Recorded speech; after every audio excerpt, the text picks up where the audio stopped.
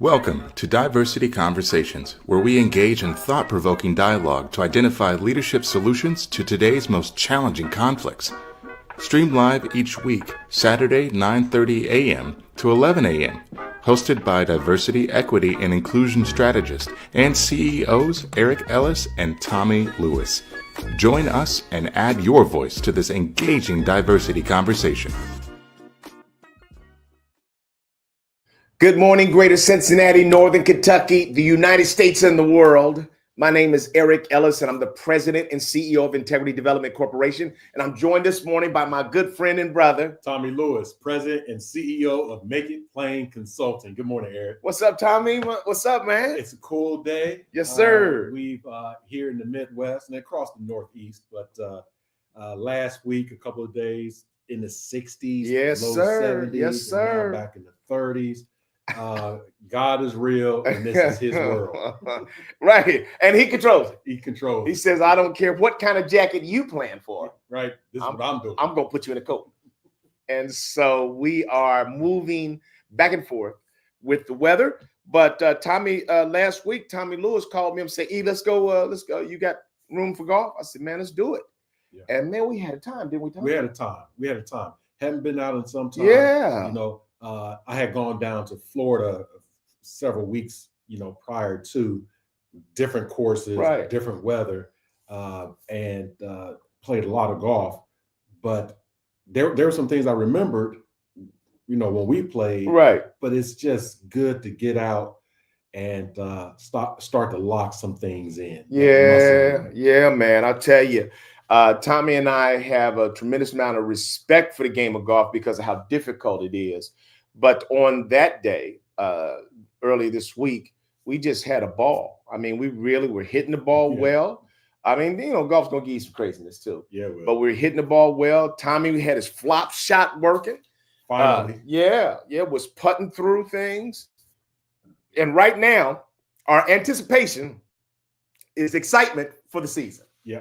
But that's how every round of golf is. Yeah. Every time you see a golfer and they about to start, oh man, they polishing up their stuff. They're at the driving range, working it out, and everybody comes with great excitement. Then at the end of the round, humble pie. Oh man, people dragging their heads, dropping their heads. Some just throwing the clubs in the trunk and driving off.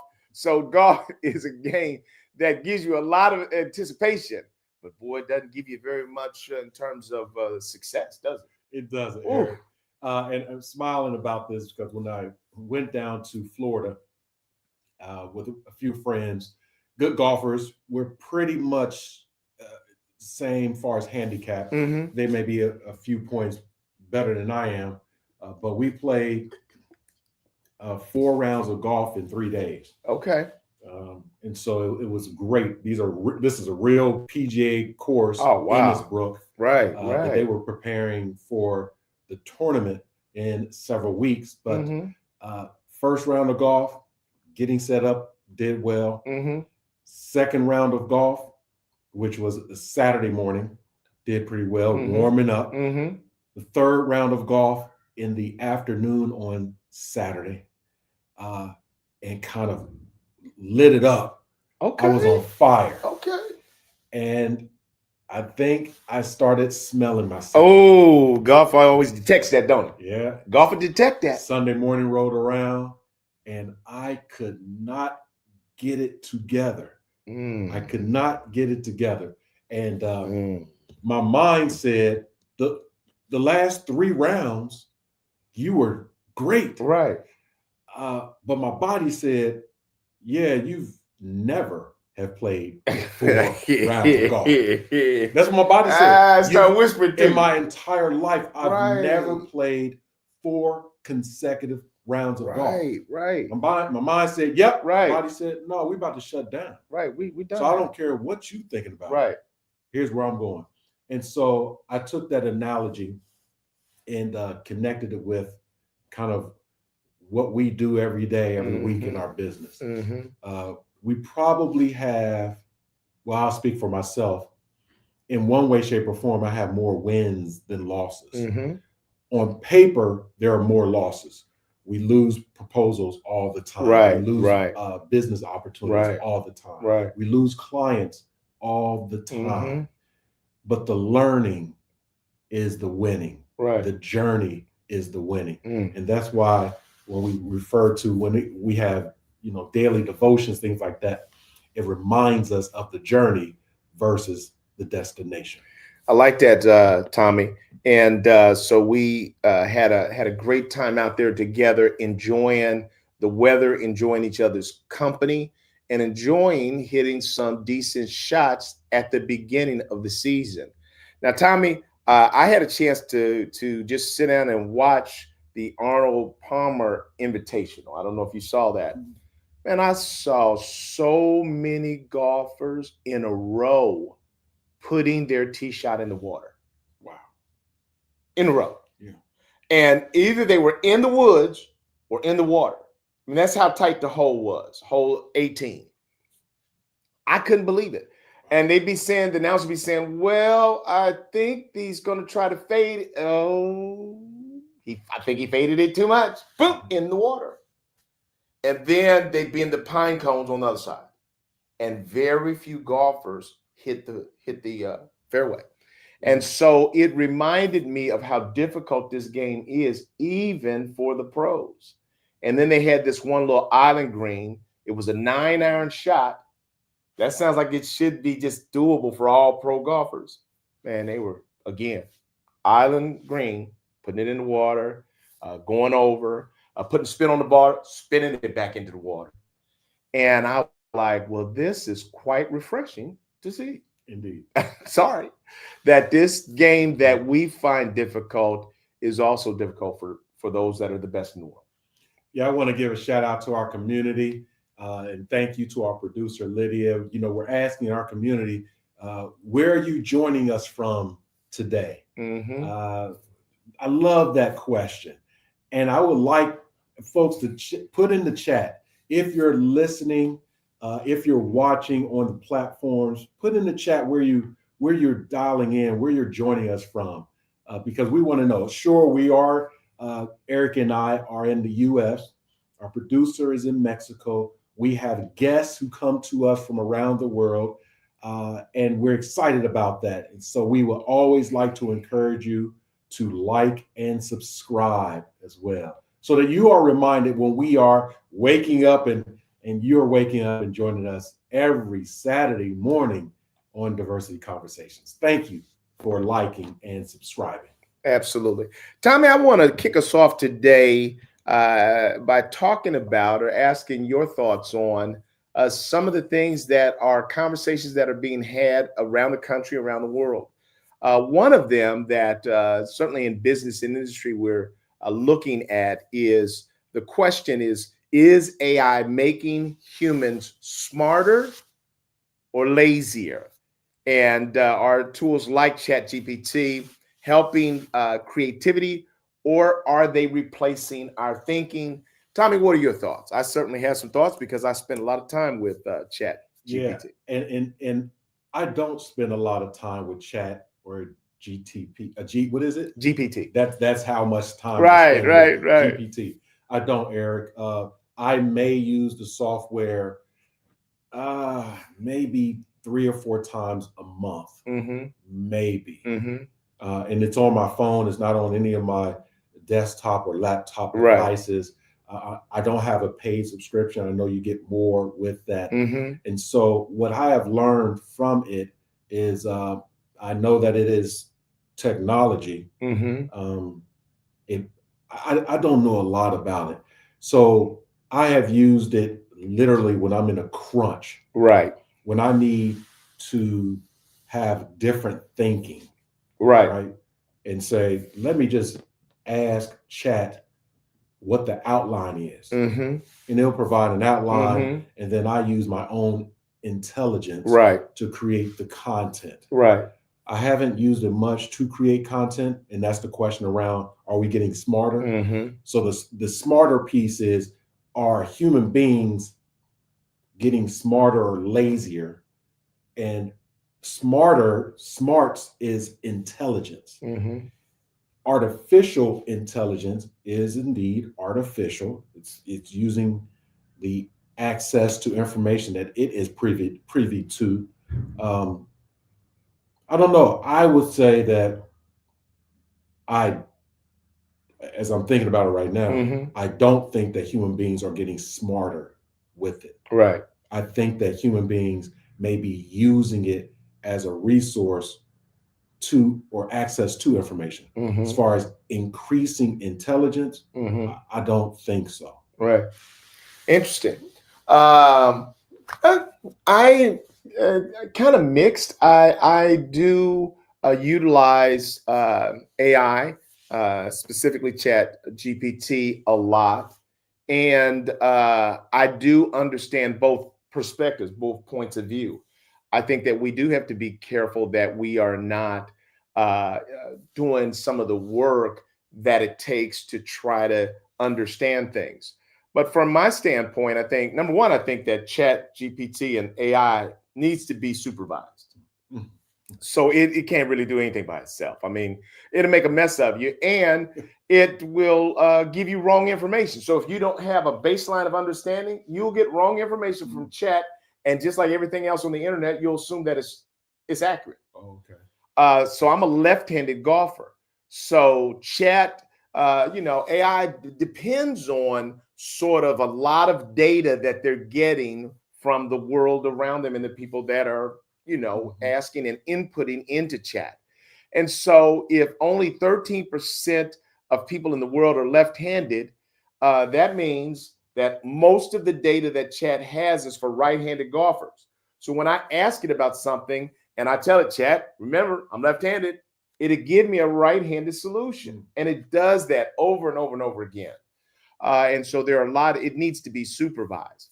But I would say that the way I view it is that it is information that's available to us. Like back when we were in college and you go to the library and you talk to the librarian and they would give you codes to help you find sections where the information that you were looking for, then you'd go get the book or the encyclopedia, you pull it out. I just see chat in many ways as that same kind of process. Yeah. And so it gives us access to information. One of the things that I was just telling Tommie and our producer before the show is that my son, my nephew, they were staying with me and they had a friend over the other day. And I came home and all of a sudden there was a big black spot in the wooden floor. And I'm like, okay, what in the world is this? And I asked people, does anybody know what happened? And everybody looked like the cat that ate the mouse and they were just kind of. And so what I did was I used chat to help me understand the best way to go at that. And I ended up sanding it down and then asking chat how I should navigate this and manage it. And it gave me some real good insight. After repairing the floor, I just went on I'm a woodworker now. And I literally took a dining room table that one of our kids, I think was Eric, 15 years ago, was just drawing on our beautiful wooden dining room table with pens and markers, permanent markers. Yeah. Over the whole table. It's took to art world. And so we literally have put a tablecloth on it for the last 15 years. But I decided, well, nobody's around to supervise me. So I'm just going to have at it. So I just took the tablecloth off, got me a sander, Tommie, and now I'm at it. And I start with this, I at least know enough to start small. So I started with the marker and the pen itself. And I'm thinking, hey, that looks pretty good. Now I'm looking at the whole table thinking, uh-oh, I just did those couple of spots. This probably is going to be a mess if I try to polyurethane over that. So I literally worked with chat to sand down the entire table down to the bare wood and learned that veneer was what I was really working with. And that if you went too far, you'd cut through it and then you'd see some deeper. So chat was able to give me some things to be aware of that I did not know by myself. And as a result of doing that one table, finishing it beautifully and putting 5 coats of polyurethane, and I'm going with each, and then I would take pictures of it and upload those to chat, and chat would evaluate it. And chat is a beautiful friend. I see why people are talking to chat and think that they really got a friend, because chat has so much built-in empathy. It's like saying, great job, Eric. That looks amazing. You are really, and I'm feeling good. Like, thanks, Chat, my buddy, old pal, And literally, so I've got shiny spots some places, and I have to sand in between, and Chat's tell me what grit of sandpaper to use. And so after about 4, I'm thinking, okay, this looks decent, but it still look. And then Chat said, no, that's how maple looks.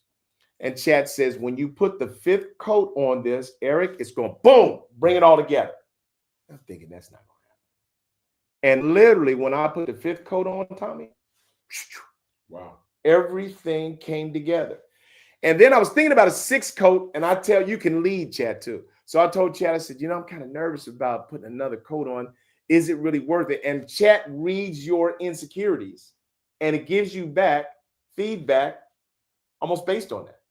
So it said, no, Eric, you've really got it to the max level, and the amount of benefit that you would get from a 6th coat is not really worth the risk.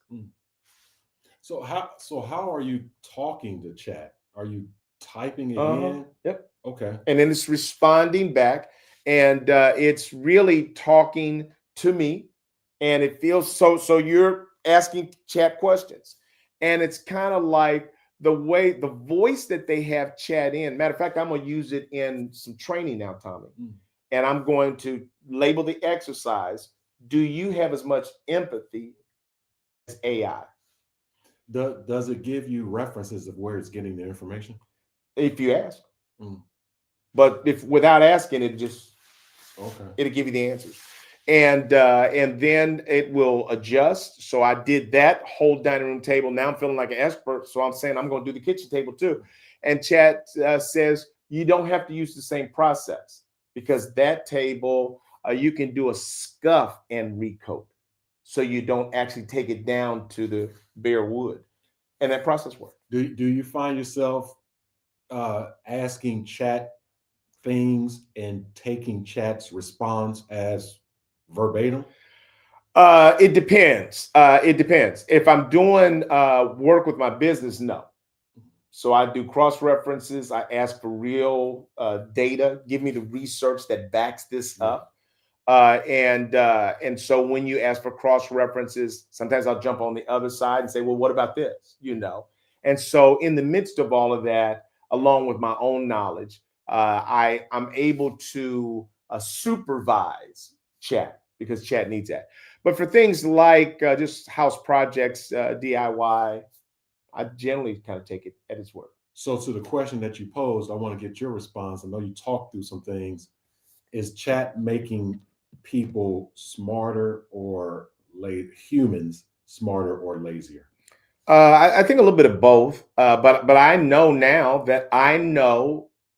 I picked up a skill from working with Chat. Indeed. On how to refinish tables. And I feel like I was going through a thrift shop yesterday, Snooty Fox, and saw furniture in there, and I was thinking, hey, I could refinish that. I could do that. I could do that. So I've literally got a whole new skill.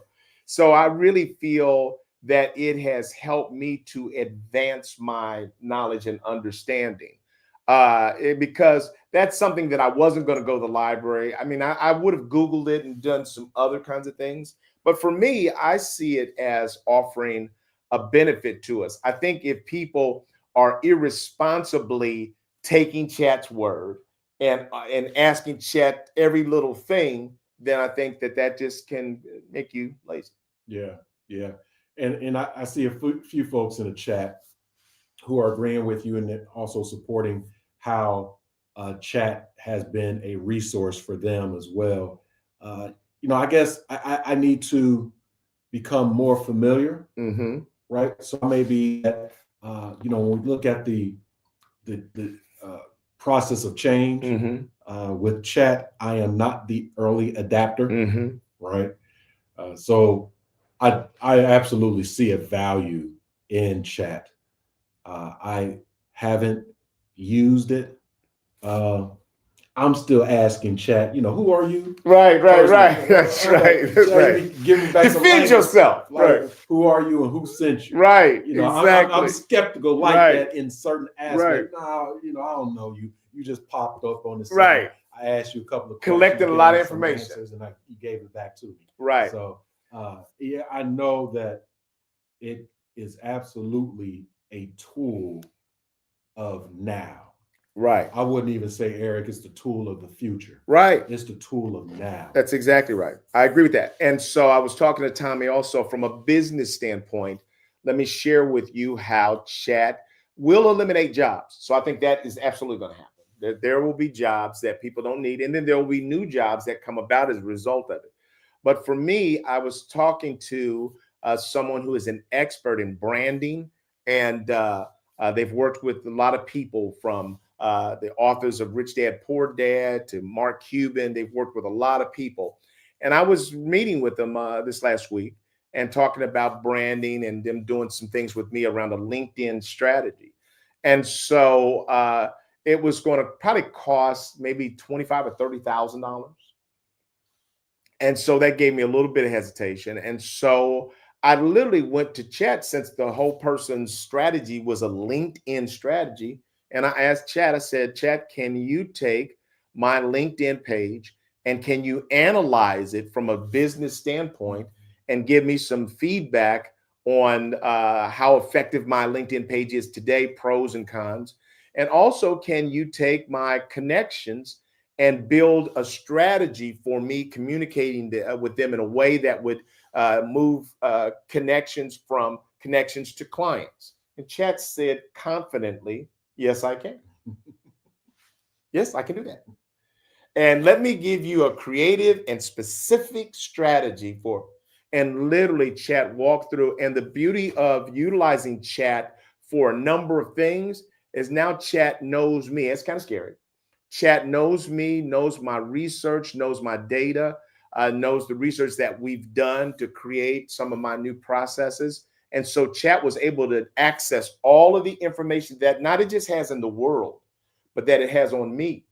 And was able to help me sort of make adjustments in my branding, my main messages, how I define myself and describe myself in my title line, and why. It gives me the research around decision makers and buyers. Here's what they're looking for. So your current page, it's awesome, but you're not after likes right now. You're after transforming connections to clients. And so it gave me some wonderful, and utilizing my own content, Tommie, I could just plug and play. I didn't have to take what it said generically and then put my stuff on it. It was able to do that with my stuff because we've been working this for the last couple of years. And so it said, Eric, I can take all of your connection and I can analyze them, and I can literally put them in a prioritized order around those that are most likely, those that have the greatest influence, those that are most likely to be interested in what you do.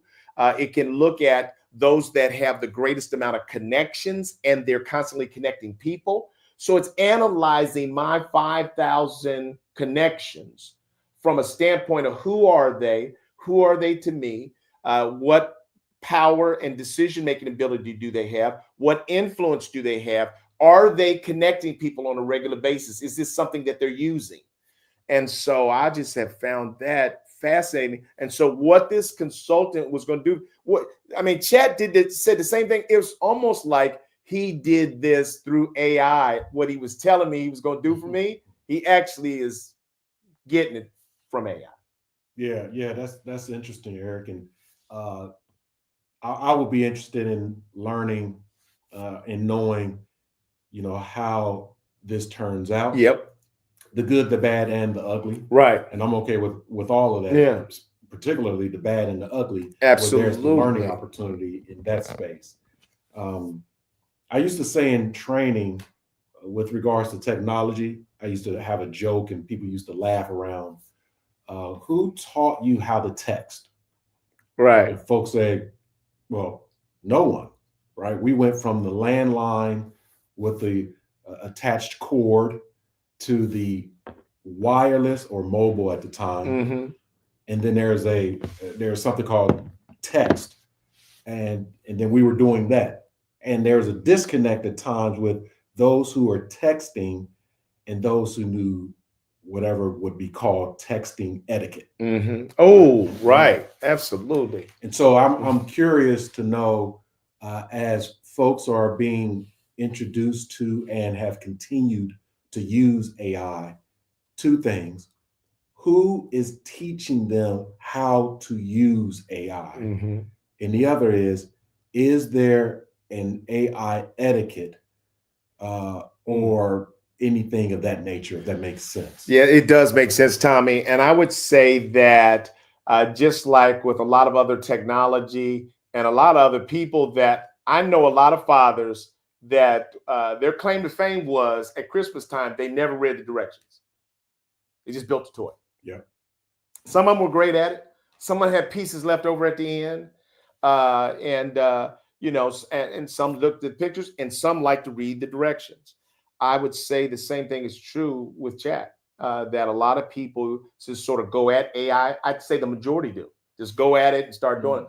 But the reality is, Tommie, that if you don't know some things about the etiquette, you also can be found out quite quickly. In other words, chat is like a guy in sports that you could always know what they were going to do. Yeah. If you shook him right and he was always going to go for the fake and then you go around him. That's how chat is in some ways if you're not careful.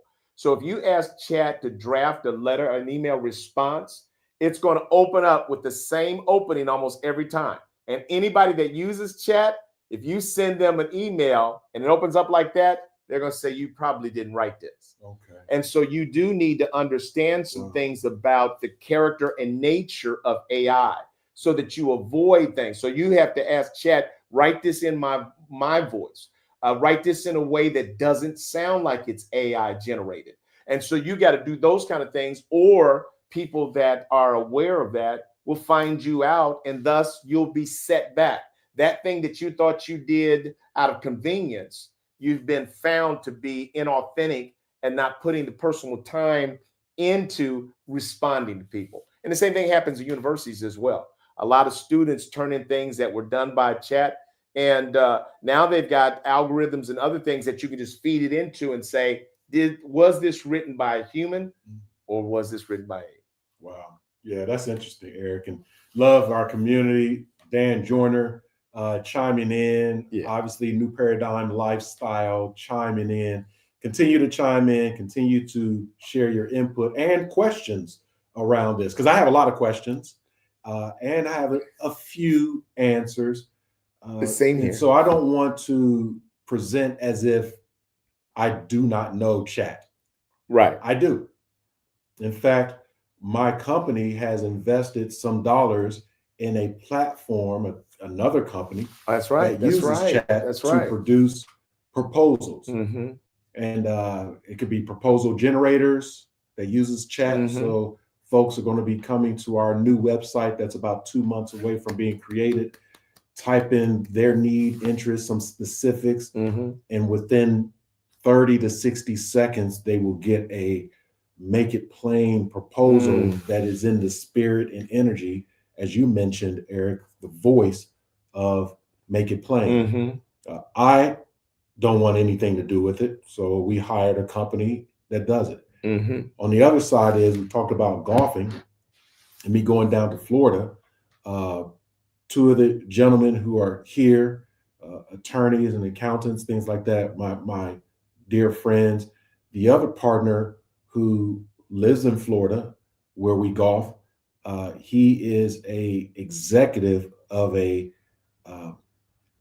artificial intelligence company that does several $billion a year with different industries, food and consumer goods, packaging, manufacturing. And in the last 3 or 4 years that we've been golfing regularly together, I just listen, have a few questions, but he talks about and has been talking about the evolution of the platform, the evolution of the intelligence, and how it is now behind the scenes of a lot of client and public facing interfacing, right? Sorry to use that word twice. And I just simply did not know that oh, that's AI, Right. right? Third and finally, when I worked for the multi-billion-dollar multinational company in the past, that we were creating, which was called VoIP. It's basically voiceover intelligence programming, where those who wanted to go to catch a flight from Delta, and you give a call to Delta, they would give you some prompts, right? The voice, the automated voice, to give you some prompts to walk through it. The company I work for basically created that software, which is AI. And so I understand it, the evolution. Personally, I just don't use it as much. I'm intrigued by what you're saying, Eric. I'm intrigued definitely by what our community is saying. And I'm not afraid. That's not it. I know it can save time. I know it will save time, but I want to literally get smarter if I use it. When I read a book, I believe I get smarter, and I'm an avid reader. This may be the same thing because you just walk through the increased intelligence and skill. It might be something I need to lean into. Right, but I'm not mad about your suspicion as well. Your cautious approach as well. I think that that's absolutely right. There are dating sites now, Tommie, that have AI that's involved in it, where in the old days you were really communicating back and forth with the real person. Today it's AI, and literally they don't have to hire anybody to talk to you. And literally, a lot of these dating sites have credits and things that you have to buy. So you literally are buying credits because you think you're trying to talk to a real somebody and give them presents and gifts, and you're actually just talking to AI. And AI is saying the kind of things that will keep you talking to it as it takes your money. So that is the other side of where we are. You don't even need real people on dating sites anymore.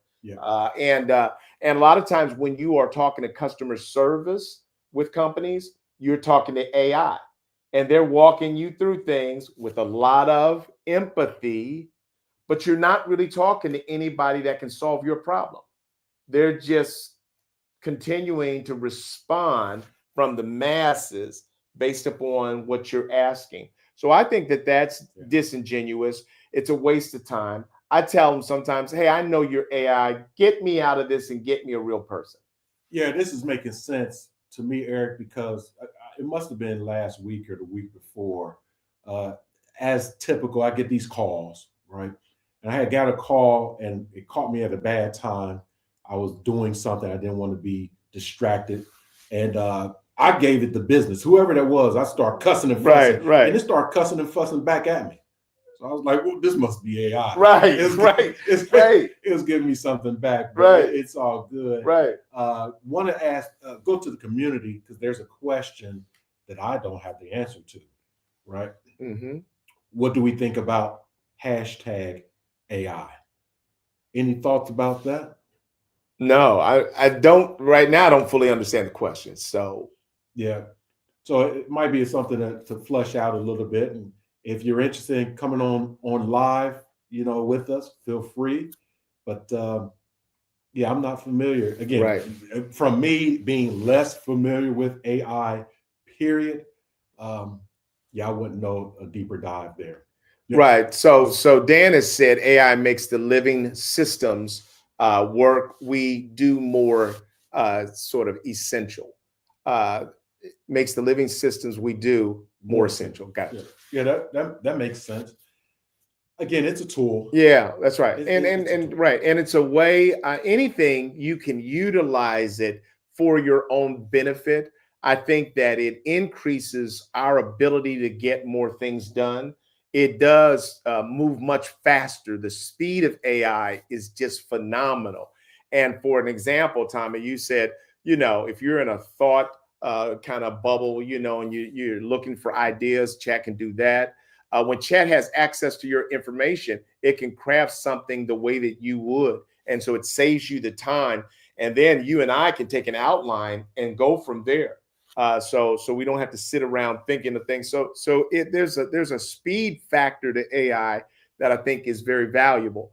But there's new things that you can think of that AI cannot think of. So, but you can ask it things, and I just think that it's a useful thought partner, especially when we're brainstorming things. It can very quickly give you a lot of things to consider. I would like to also reemphasize that AI has been around for some time, maybe not as public as it was being developed, researched, redeveloped, etc. But I only say that because as we are talking this morning, I'm thinking of Hollywood movies that I've seen in the past. I'm talking about 15, maybe 20 years ago. It was introduced as sci-fi, science fiction, but it's real fi, right? Or it's real. It's not even real fiction. It's real life, real life, right? So there are a number of movies that I'm running through my mind right now that said, "Oh, that was some Jetsons stuff, right, from the '70s that's happening now," or again referring to Microsoft and the origins of Microsoft and those leaders, Bill Gates included, that they wanted to create the self-thinking computer. That's all Microsoft wanted to do, create the self-thinking computer. We have a company here in Southwest Ohio called Procter & Gamble, which is globally headquartered here. It's across the world. And their objective is to have a P&G product in every household in the world.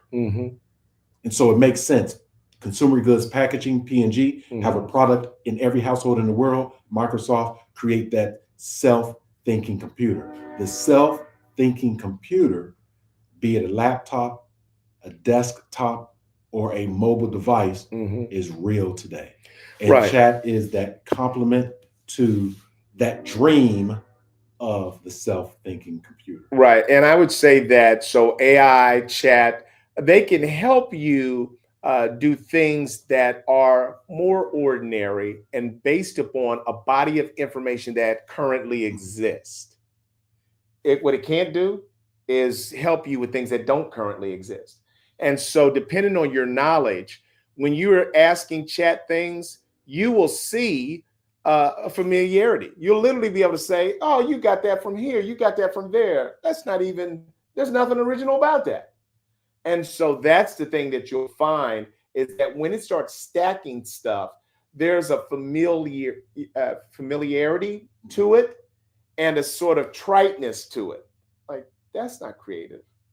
That took from Stevie Wonders and this and this. Really? That's what you're gonna give me? And so when you really know, then you can see where it's compiled its recommendation to you from, and you're less impressed by that. So that's interesting, Eric, because when we think of human intelligence, for the most part, is coming from either one's direct or indirect knowledge and exposure. And so when we go to high school or just kindergarten to 12th grade, and then we go into undergraduate school, those who go to college, all of the lessons that we learn that builds our knowledge base and subsequent intelligence is history. All of it. All the laboratories we do, it's already been done. All the history that we learned, it's already happened. From the physics to the math, all of that is done. So the intelligence that human beings mostly have is based on past things. Creativity is based partly on the past. It's either what has worked, what hasn't worked. Right. When there's a problem out of things that haven't worked, that generates the intelligence to think of doing something different. Right? Because if it's working, it's working. Right. And then we want to make it better. And so let me make it plain. So if we have a horse and buggy, right, that's the mode of transportation. The problem is it's not moving fast enough. It doesn't get me from point A to point B fast enough. Two, when there's inclement weather, rain, snow, etc., the horses and the buggies slow down even more, right? So the intelligence of the human being says first of all, we identified that we can basically domesticate an animal, a horse, and we build a contraption to carry us in it, which is our now form of transportation. But we have a lot of problems with that. So being creative, how do we get from point A to point B faster? Okay. Some people said first it's the pavement, because that's what's getting muddied, right? It's the platform, just like the internet is a platform. It's getting muddied. So now we have to create some type of substance, right, that we can use to travel over. Some substances are already created, like concrete. In America, we say, well, we're still horse and buggy, we're on these roads.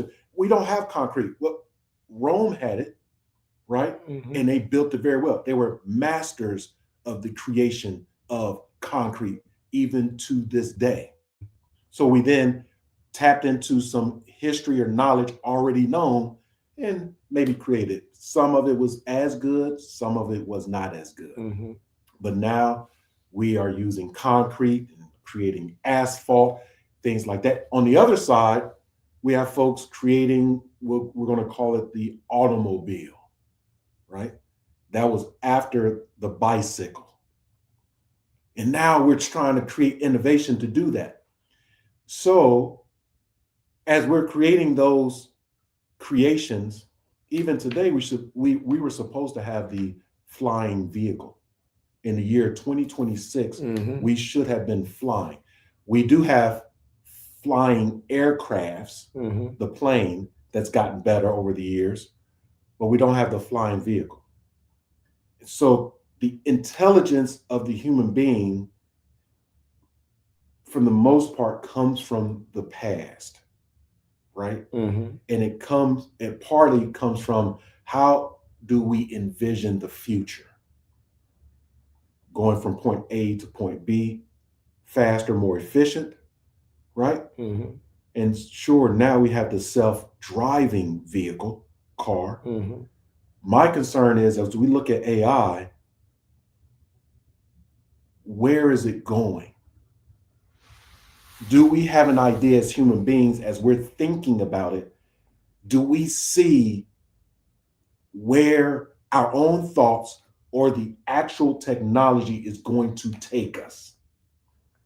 Right. So there's been a lot of discussion around that, and I think that we should rightfully be both excited and afraid of AI, because I believe that as we come up with technology that does anticipatory things, that can play chess, checkers against us, that can anticipate things and then make decisions as a result of anticipating what we're likely to do.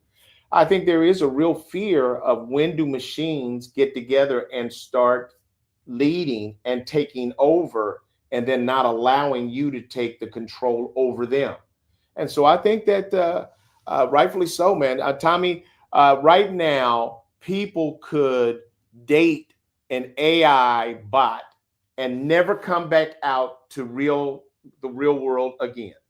And so I think that there are some real fears around how far do we allow this to go? When do we kind of shut this down? And what I would say to you is that I don't think that people will stop at any point. I was just seeing yesterday, as I was watching the college basketball games, and there was nothing but commercials that were advertising all these gambling apps. And I was like, wow. I'm not addicted to gambling at all. But if I was, I'd be in trouble. I'm not, and I'm still in trouble. You're literally looking at them show you nothing but people excited and winning. I'm winning. And you're like, hold on. Why is this happening now? There was a time when we had regulations where you couldn't just do that to us all the time. Look at the impact that smartphones have had on our children. Right now, people are now doing class action suits because of the depression, the eating disorders, and things that kids have as a result of how their real emotional and mental state has been affected by too much time. So you're right on. I mean, you're right on time, Tommie, with this legitimate balance of excitement and healthy fear around where are we going, and are we sure that that's where we want to go? Yeah, I think so. Yeah. Community, thank you for joining in with us. Let's move to another topic, Tommie. Today, there are a number of people that deal with loneliness. I think that after COVID ran roughshod over the world, we had a lot of people that sort of went to the remote workplace. It accelerated the number of people that are literally working from home. The research says that globally, people that are feeling lonely, it's about 1.5 billion people. 1 in 4 people around the world have this overwhelming feeling of loneliness, and 50% of those people don't really even want to ever express that. What's your thinking about where we are today, Tommie, with so many people feeling lonely, an epidemic, if you will, of loneliness? How do we offset that? Human beings by nature and by nurture are communal. There's a very, very small percentage of human beings who are non-communal, who would rather be on and in this earth without any interaction with other human beings. Very, very small. And so if we are communal folks needing some other human interaction, sometimes that is physical human interaction, sometimes it's mental. So I think some of the loneliness that you're reporting from the research is out of it's part of it is the influence of technology. And technology is not a human experience until there is a perception of human experience, which, as we were talking about before, how AI could masquerade as a human being, that another human being could actually date them. The AI bot is not real. And so loneliness is, it comes in different forms. That the human being can be in the midst of a human crowd and feel lonely. So it's psychological, it's mental. It's whatever that person believes is a connection to another person they're not receiving. Thus, they're lonely. Whatever emotional stimuli the person needs or believes they need and are not receiving, then there's a feeling, an emotion of loneliness. At the end of the day, it is an emotion, loneliness. As I mentioned, you can be in the midst of a crowd of human beings and feel. So the increase of loneliness, I do believe, Eric, is the ideal of one who is inspiring to be something, to be, not necessarily do. What is my being? The question of who am I? In that pursuit of being a human, right? There are misses, there are traumatic events, there are unanswered questions, there are at times arrested development. And so because of those things, the human doesn't fully develop, and there are gaps. Mm-hmm. And in those moments, seasons, long periods of gaps is the loneliness. And if those gaps are consistent, then there's a philosophical and psychological impact on that person's being. And Right. that's why I think today more people are experiencing loneliness because they're on the journey somewhere with them a part of the journey, and they're not finding it. It's not revealing itself. Yeah, and I would say that thank you for that. That was profound. I would also say that we are just not doing as many communal kinds of things. We used to have a lot more involvement in church. That was a regular thing that people did, is they went to church on a weekly basis with the family. We did more things in the community. When you and I grew up, kids played on the streets a lot more, because we didn't have all these gadgets that sort of disconnected us from each other and connected us to a device. Yeah. We spent more time with each other. I mean, I remember growing up, man, you went down the street, rode your bike down and played football at the field, and everybody met there. And you rode your bike around until you saw somebody real. You couldn't sit around with a gadget and sort of be talking to them. And so I think those things have all had an impact on how connected we feel with each other. And I think that we have to really ask ourselves the question. People are looking at smartphones, and it says that if you just put a smartphone on a table, people get distracted. They're literally distracted. And once our focus is interrupted, it takes 25 minutes to get back fully engaged with another person. And so I think that this is something that we really do have to take inventory of, and we have to make sure that we're prioritizing connecting with others. So the example that you gave around, us growing up and, playing ball, going to the park, certain social events, that is part of it. The other part is, professionally, or how we communicate. Mm-hmm. Then we were, communicating by written letter. Yeah. That we would mail through the United States Postal Service. Mm-hmm. And that communication changed, either sending letters externally through the USPS, internally at companies, we had internal communications. Mm-hmm. We would put a letter in a folder, right, and then wrap it up, and we had a courier to run that right. piece of paper to the other department, or in some cases right down the hall or to the cubicle next door. Right. That's important. That a person would take a letter that I wrote, right. I would put it into an envelope, and that person would run it to the cubicle next door. Right. Then we had the advent of electronic mail, email. Mm-hmm. So it separated us from that human interaction, because although we were talking to another human in written form, we were losing the human nonverbals communication. We were losing in some cases, the physical interaction, right? Because we were cubicle to cubicle, or continent to continent.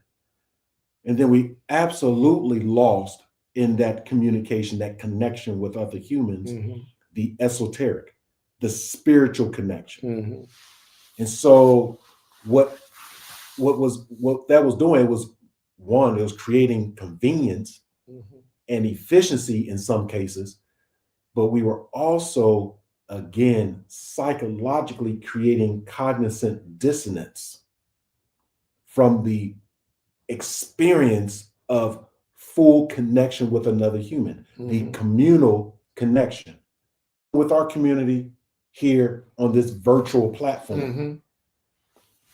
There are a lot of people that may know you, Eric, or may know me. Mhm. We may not know. There's a lot of folks who are listening that we would never meet in person.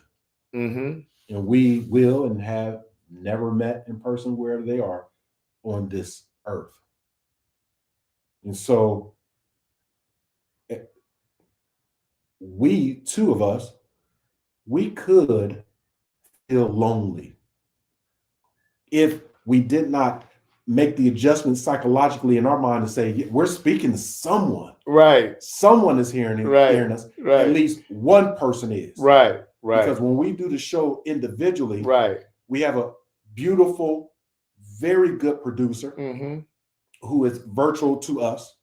But when we do it, kind of by ourselves, the show by ourselves, it's a lonely experience. Right. And there are tens of thousands of people that we're talking to. Right. So the technology is convenient, but the feeling could still be one of loneliness.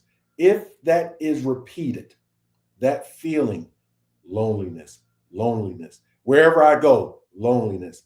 Again, psychologically, I'm alone. Yeah, I'm talking to folks, I'm gaming with them, I'm interacting. They may or may not be human, all that good stuff, but this is not it. And we have to interrupt it. And so how do we interrupt it? Just one way of many. And this comes from studies by neuroscientists. Mm-hmm. 3 things that we should do first thing when we are blessed to wake up in the morning.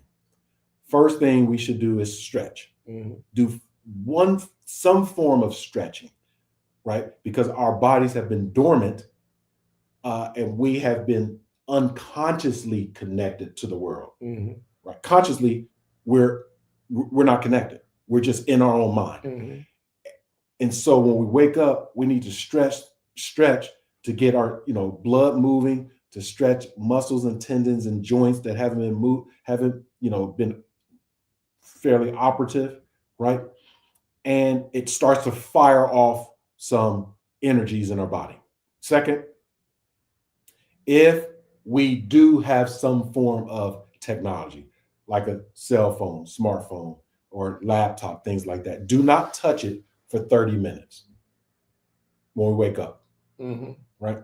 Because we don't know, and it just happens that now we are Pavlov's dog. When we wake up in the morning, because we've been reaching for our cell phone, we open up our cell phone and Pavlov's dog in us says, simply now react to what is in our phone. Mm-hmm. Right. So that's the first piece of energy that we put into our mindset is reaction, mm-hmm. reaction. So when we start our day, we're all reactive. Right. So don't touch your device for 30 minutes. That takes discipline. Mm-hmm. And some of us, we have to change our now hardwired mentality not to do that. The third thing is if we're privy to be able to brush our teeth or anything like that, it is to brush our teeth with the non-dominant hand. Okay. Yep, non-dominant hand. Right. That fires off the different hemisphere of mm-hmm. our brain. Mm-hmm. We have to create some discipline there. We have to be patient, slow down until it becomes a habit that mm-hmm. we can do it with safety, mm-hmm. not injuring our mouth or anything like mm-hmm. that.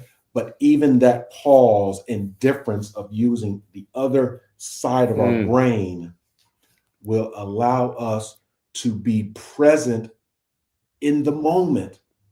And then we've stretched, we're not reactive, or we're diminishing the reactive mode of our amygdala, the response mechanism that we have.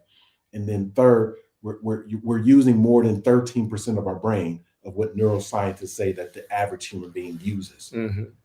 We have to use more of our brain. With that being said, that's why I say that human beings do things from their past. Mm-hmm. It's only 13% of our memory, right? Mm-hmm. We have much more part of our brain that are unused, just like our smartphone. Mm-hmm. There's a lot in our smartphone a lot more capacity. Absolutely. And so that is one way of many, Eric, to begin to disrupt the mental psychosis of loneliness and have us literally moving away from the dependency of technology back to the critical importance of going outside, interacting with another human being. Tommie, you've been on fire today, man. I appreciate those thoughts. Community, we thank you again for joining us in this conversation. Let it continue. There are a lot of things that we need to be thinking about, talking about together. And so Tommie and I have appreciated you, as we always do, joining in with us each week and we look forward to you coming back next week for another installment in Diversity Conversations. Take care.